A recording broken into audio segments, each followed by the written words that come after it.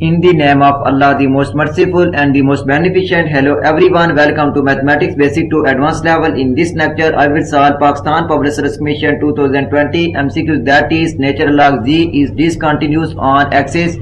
Solution, that is the principal value of the complex logarithm natural log z is discontinuous at the point z is equal to 0. Since this function is not defined there, this function is also discontinuous at every point on the negative real axis because the value of natural log z, a point z near the negative x-axis in the second quadrant, has imaginary part close to pi, whereas the value of a nearby point in the third quadrant has imaginary part close to minus pi.